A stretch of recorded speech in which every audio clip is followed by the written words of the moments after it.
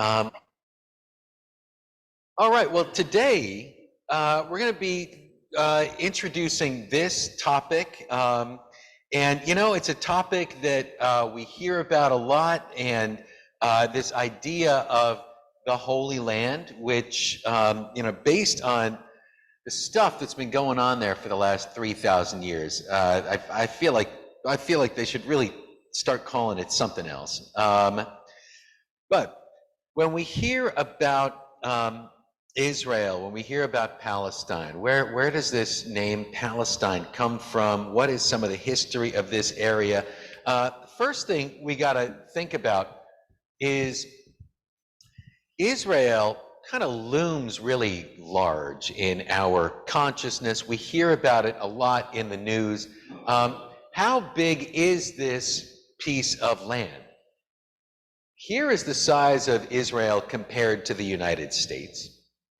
And here is the size of Israel compared to the state of New Jersey. We hear about Israel. It is a country, but it's a very, very small country when we think about all of the stuff that's been going on in this piece of land and how much violence there has been over control of it. We're talking about a very, very small part of the planet Earth. Is it the most productive farmland? Is it the prettiest landscape? No. It is a land of dry, rocky soil. As a matter of fact, this is why the primary crops of Israel in history have been grapes and olives, because these are two things that actually grow very well in kind of dry, rocky, windy places. Israel does not have gold, as far as we know. It does not have oil underneath it. It's not like it's valuable because of its minerals or because of stuff that it produces. The value is largely symbolic. It's valuable because it plays a significant role in these different religions. If we were to jump back 5,000 years in history, the land for a long time was known as Canaan. It was a land of migratory foragers, and then some agriculture, primarily livestock, grapes, olives, and some grains that could grow there. Over time, migratory peoples began to settle down there, and they established small kingdoms. When I say a kingdom in the ancient world, I'm really talking about something that would be more like the size of a southern plantation. People began sort of gathering into these plantations.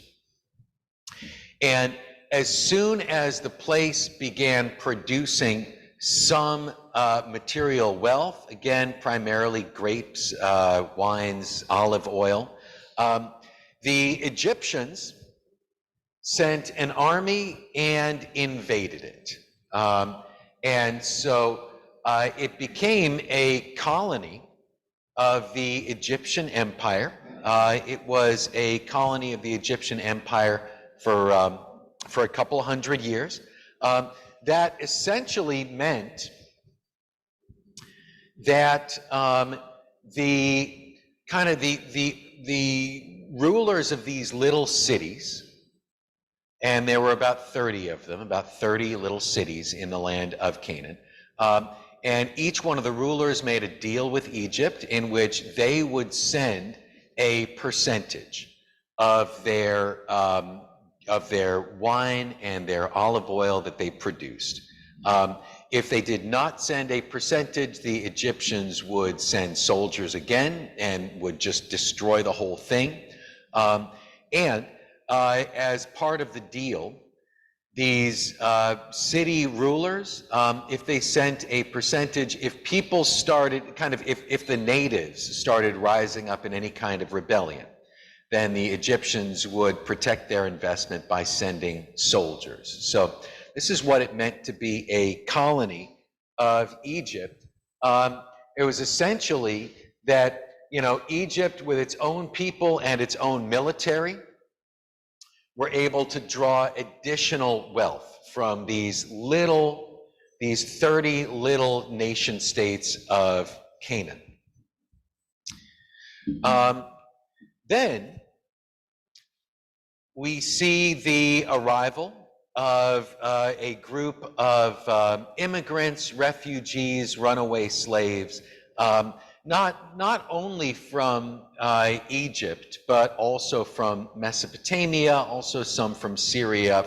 People start coming in from the surrounding areas, and there's some kind of big uprising in Canaan. There is a retribalization. We're going to take a look at that. The famous Exodus story in which all of these Hebrews left Egypt and established themselves in Canaan. One of the big questions in biblical history and archaeology for a long time has been the question, why didn't the Egyptians write anything down about it? Is there any record in Egypt of this runaway and this uprising, this thing that happened in Canaan? It turns out there is a sort of evidence. It doesn't mention the parting of the Red Sea. It doesn't mention any of that stuff. But documents, ancient texts have been found in Egypt from this period when the Exodus and the arrival of the Hebrews in Canaan took place. What happened was, interestingly enough, 1,300 years before the Common Era, there was in Egypt a king named Akhenaten who declared this experiment in monotheism. He forcefully shut down all of the Egyptian temples to all of the different Egyptian gods and said from now on the peoples of Egypt are going to be monotheistic. They're going to worship this one God, the God of the sun. And in order to kind of break with Egyptian history, he moved the capital of Egypt. He relocated it to a place called Amarna, and he ruled from there until he died, and he was probably assassinated. And then immediately the next king of Egypt said, "No, we're not doing the monotheism thing anymore." They brought back all of the old gods. They sort of erased the memory of this experiment. They moved the capital back and they buried it. So this period in which the Exodus seems to have happened was we could say it was kind of an anomalous period in the history of Egypt. It was a time of political turmoil. It actually was a time of kind of a loss of control, the kind of time in which, there could have been like a kind of a slave rebellion and walkout, and they were sort of too busy doing other things to deal with it. They moved the capital, they buried this, the stuff that was there. And so we're really fortunate that one of the Egyptian libraries from that brief period was abandoned and buried and forgotten. And so all of these texts have been discovered. And when I say a text, I mean a clay tablet about this big, in which people would use something that was like a leather punch. It would punch in these triangles, and the combinations of triangles would make letters. So in this library, we find this correspondence. Actually, we find not the letters that were being written and sent from Egypt, but we find all of these letters that were written and sent from the people of Canaan, the people who were running this colony. And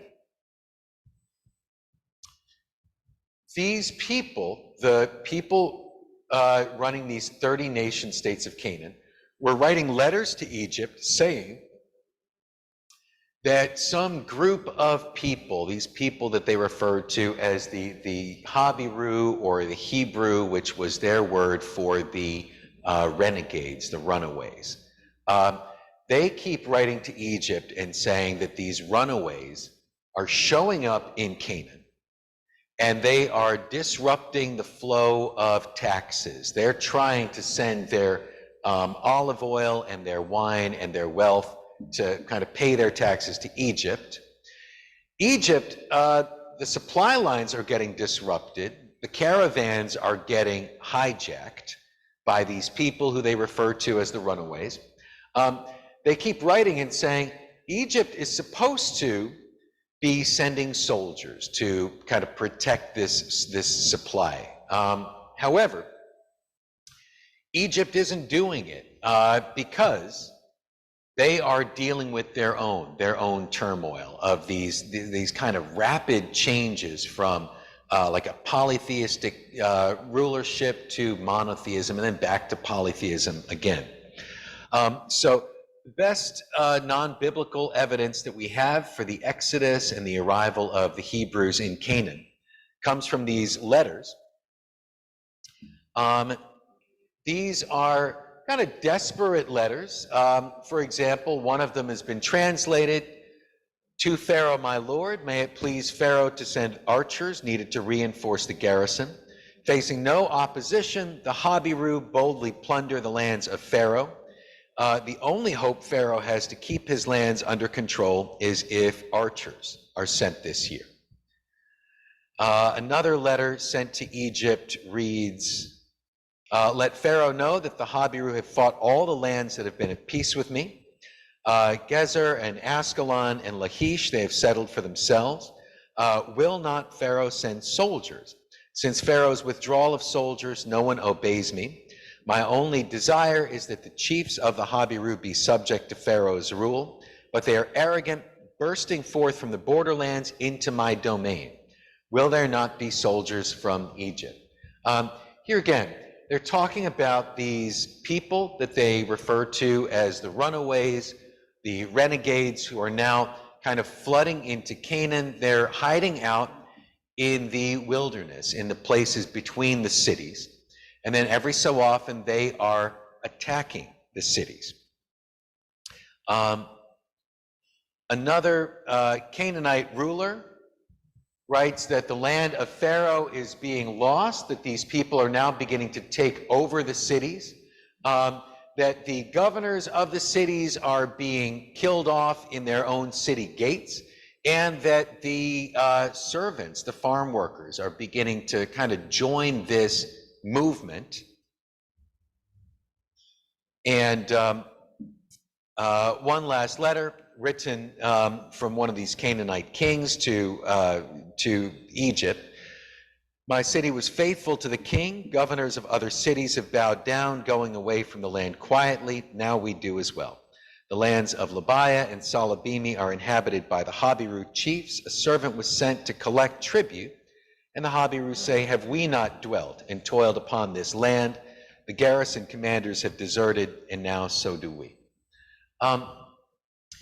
In these ancient letters found in this Amarna library, some of the letters refer to these people, the Habiru, the runaways, as people who have come in from the outside, which may represent runaway slaves from Egypt, runaways from Mesopotamia and Syria, kind of people coming in from different places. But the word then comes to mean a combination of people who have escaped from the surrounding areas, and also servants, farmers, and slaves from Canaan itself. And so this uprising, it's definitely some kind of peasant uprising, and it is going to overthrow all of these little nations that make up the land of Canaan. Well, so what? What does this have to do with religion? When we look at the biblical account of how the Hebrews came into Canaan and transformed it into Israel, there is the traditional view that God chose a family of people, the blood descendants of Abraham, to steal Canaan from its natives by ethnic genocide. And in this view, Hebrew meant a race of people.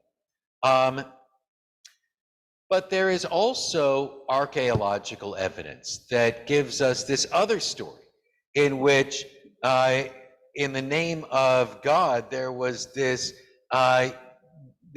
united coalition of oppressed peoples from Egypt, Canaan, and Babylon to liberate the land of Canaan from the Egyptian empire. And this, in these letters, when they use this word, the Hebrews, they seem to be talking not of a race of people, but a class of people. When we are reading about this in the Bible, there are biblical texts that say God chose this race of, blood-related people to show up and kill all of the people, all of the men, women, and children, and even the donkeys of Canaan. And there is this ethnic genocide. But equally well in the Bible, we can find this other narrative in which the Egyptian runaways, they move in among the indigenous people of this land called Canaan. And they get together to overthrow this unjust system that is backed by the Egyptian empire.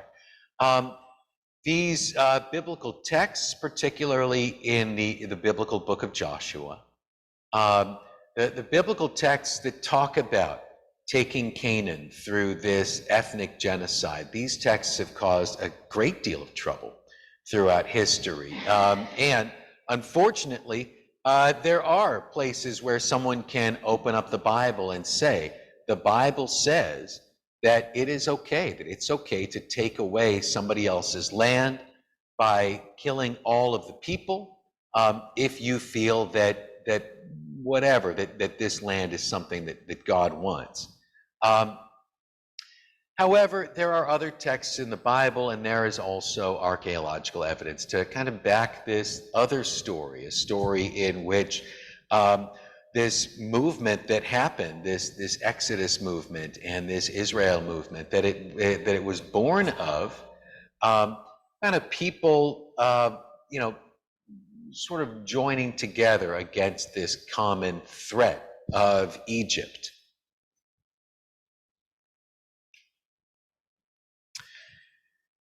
Israel, at the beginning of this experiment, was first organized into these 12 tribes. The people had overthrown this system of little kingdoms, and they don't seem to have wanted to establish themselves as a kingdom. Maybe part of the reason was that they knew that as long as there were kingdoms, as long as there was a great concentration of wealth, that would make them vulnerable to the surrounding empires, particularly the Egyptian empire and the nearby Mesopotamian empires. And so, for about 200 years after the rise of Israel, instead of establishing one kingdom or a bunch of kingdoms, people were organized into these 12 tribes who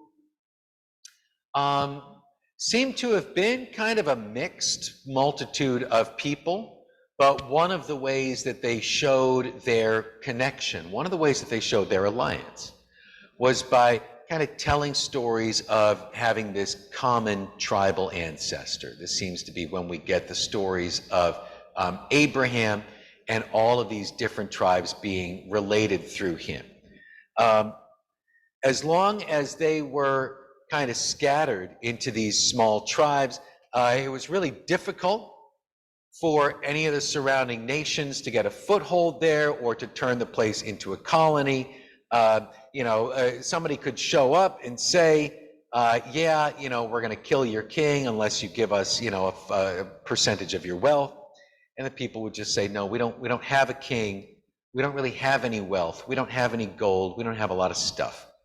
We've got some grapes and we've got some olives. But if you want to take it, you're going to have to fight us like kind of one person at a time. It was really hard to turn tribal Israel into a colony.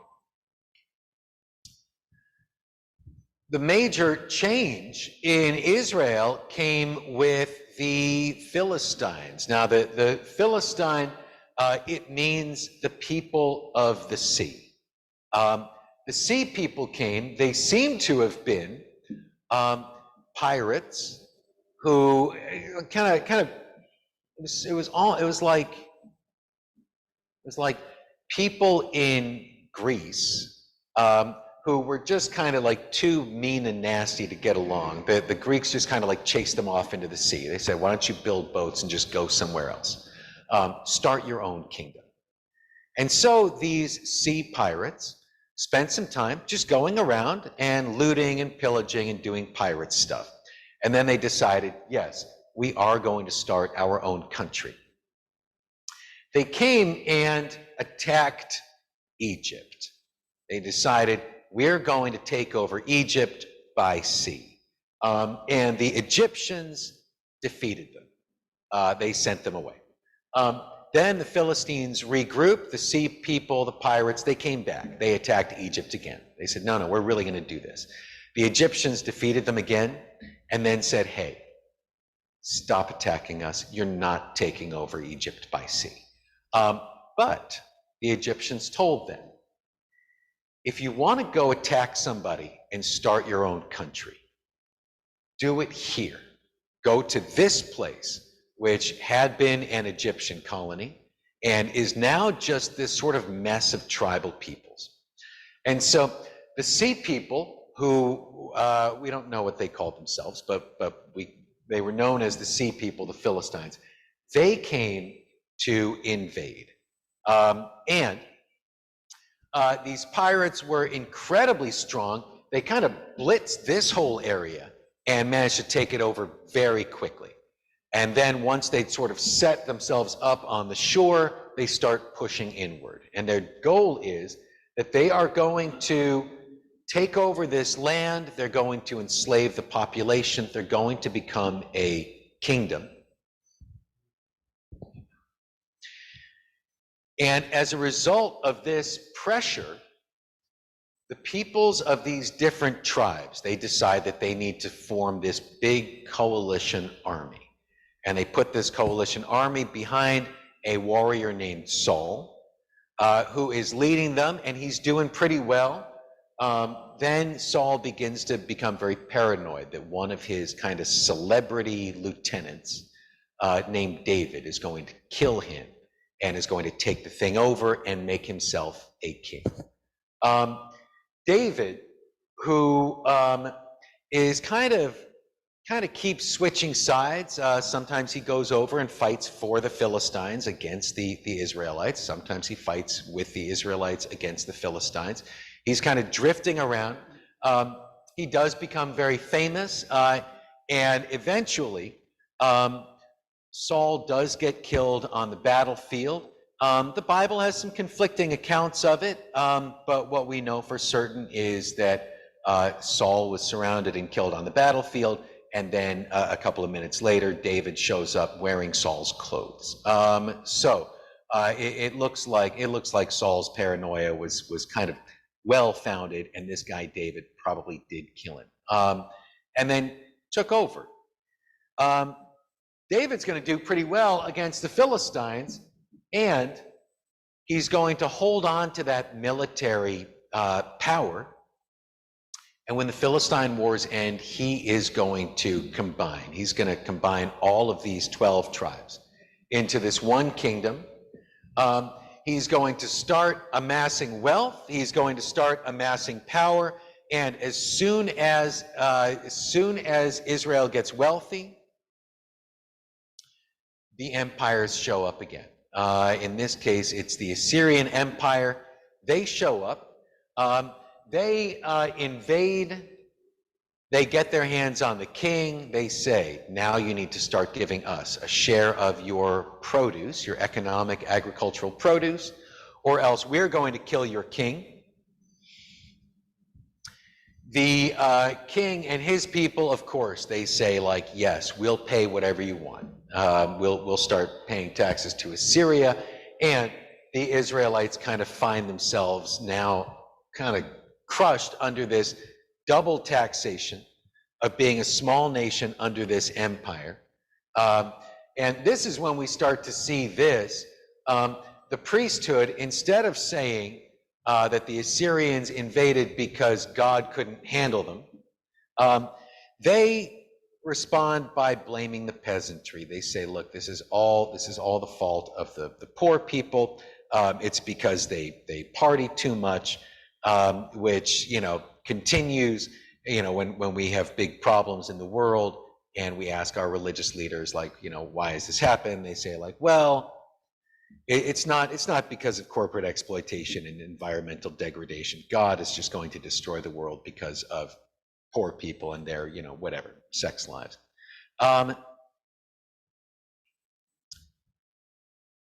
From this point, Israel, after a couple of centuries of being just these decentralized little tribes, and then a couple of centuries of being this nation, Israel is going to be a colony. It's going to keep getting invaded. It'll be invaded by the Assyrians. Then it'll be invaded by the Babylonians, and the Babylonians are the ones who are going to actually take all of these people, put fish hooks in their mouths and just drag them in chains into Babylon, into exile. And while these people are in Babylon, like these folks, the people who have sort of always been the farmers, the people who have always worked the land of Israel, people who are probably descended from those original Canaanites, and they've kind of always been there. And they're going to keep farming there. They're going to keep doing their stuff there. When the Babylonian Empire falls, these people who have been off in Babylon, they're going to come back. They're going to take back all of the land. They're going to kind of blame these people at the bottom for everything. And then next thing you know, Israel is going to become a colony of Persia, of Greece, of Rome.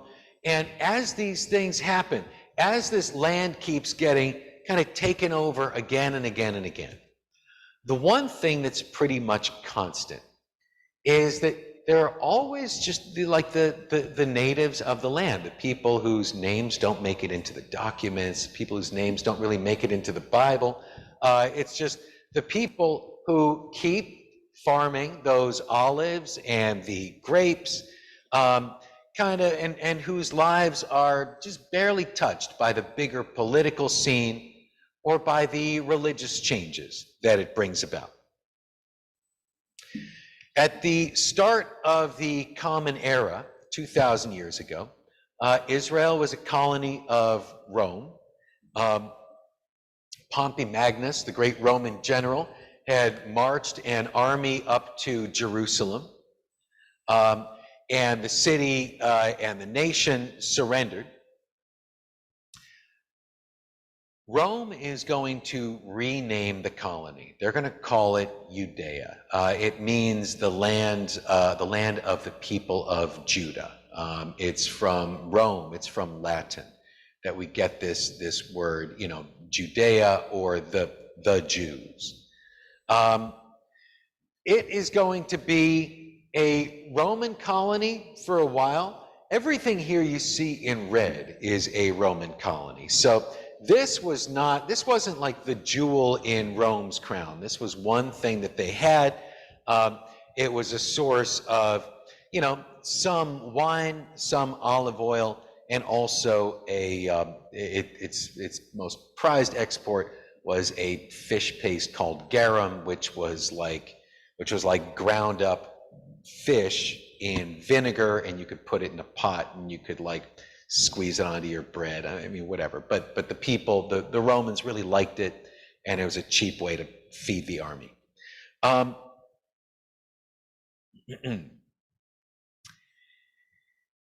In the year 40 of the Common Era, the Roman Empire is going to get sort of momentarily distracted by some stuff, some just political turmoil going on there. And the people of Judea are going to get together. They're going to have this rebellion. And it's going to be a really famous rebellion. They are going to manage to kick out the centurions who are in charge. The Romans are going to find out about this and find out that the people in all of their colonies are suddenly talking about this little place called Judea and how they managed to kick out the Roman army. And so Rome is going to send a massive army to invade. They're going to destroy everything. The Romans are going to tear down the Jerusalem temple. They're going to burn down the rubble. And from that time to this, the temple has not been rebuilt in Jerusalem. As a matter of fact, if the temple ever was rebuilt in Jerusalem, it would be an absolute disaster because the Bible says that every person of like Jewish ancestry is required to make animal sacrifices in the temple multiple times a year. This tradition of animal sacrifice in Judaism has not been practiced since the temple was destroyed. People say because there's no temple, you can't sacrifice animals there. But if anybody ever decided to rebuild the temple, then all of those laws about temple sacrifice would suddenly return, and that would be a tremendous disaster. The Romans destroyed the temple. They crucified 200,000 people. They crucified people until they ran out of trees. They crucified people upside down. They crucified people along the roads. It was just this mass crucifixion. And they minted commemorative coins. Here we can see a Roman centurion standing over this weeping woman underneath an olive tree with the message, Judea capta. Rome minted these coins that said Judea has been recaptured, and they spread them all over the empire so that all of these people in all of these nations who had been talking about, yes, it's possible to kick the Roman army out, next thing they're all seeing these coins, which was Rome didn't have newspapers, so they had these coins that went around that said, stop talking about Judea, that's over, that's been recaptured. They made a law that no person of Judean descent was allowed to go onto the hill on which the temple had once stood. They charged the people of Judea a temple tax. They said, you used to give 10% of your income to the temple. Now you will give 10% of your income to build a temple in Rome. And it was a temple to the Roman god Jupiter, the king of Olympus, the one that the Greeks called Zeus. So this was a very special humiliation that the Judeans, even though they had commandments against serving other gods, they still had to fund the building of this temple. And the Romans decided, as a particularly spiteful thing, that they were going to rename the colony. People had been talking about Judea, and the name Judea had kind of come to take on this idea of hope and rebellion. The Romans renamed the colony Palestine. They renamed it after the Philistines. They looked back through Jewish history to see kind of who had been the most hated enemy. They picked the Philistines, and that's what the Romans renamed the colony for. So the similarity between Philistine and Palestine is not a coincidence. That was actually a Roman joke. It was kind of like a Roman insult. The question of, now this is an important question, because I've heard this question before. The Palestinians, do they have anything to do with the Philistines, or the Palestinians, are they in some way descended from the Philistines? Here again, we need to come back to this thing where the people who had kind of been there all along, growing the grapes and the olive trees and pressing the wine and the oil and working the farms and working the soil, doing that stuff. In all of this history of upheaval and colonialism and all of that stuff, sometimes the leaders of Israel got killed, or sometimes the leaders got dragged away, or sometimes political things happened with the people at the top. What never really changed was the people at the bottom. So are the Palestinians descended from the Philistines? I would say that the people we think of as the Palestinians, their ancestors were there before the Philistines arrived. But this is how this name comes about. This, with the destruction of the temple, and this is the end of temple Judaism, which again was largely built around pilgrimage and animal sacrifice. With the temple gone, there has been no animal sacrifice in Judaism for the last 2,000 years. With the temple priesthood deposed, Judaism changes shape, the form of it changes, where instead of going to priests to sacrifice animals for you, you go to teachers, and the Hebrew word for teacher is rabbi. And a rabbi is not going to kill animals for you, but they will help you to kind of keep the spirit of the law, even though there's no temple and there's no animal sacrifice anymore. At this point, with the temple destroyed and the Roman army in charge, there is going to be a great diaspora.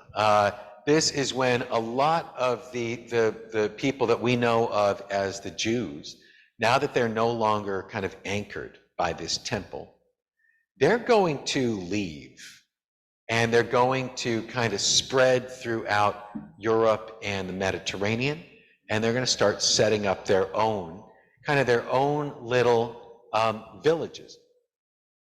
So in 2 weeks, we will continue this, and we're going to look at the effect of this diaspora on Judaism.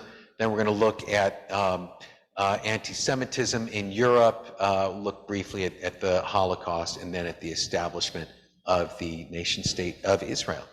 Do we have any questions about this? I know this is a lot of history.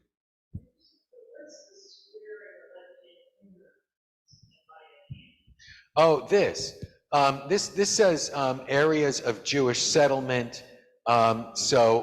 Purple is kind of where there were some settlements early in the late Roman period, and then blue kind of shows how they're kind of continuing to spread inland.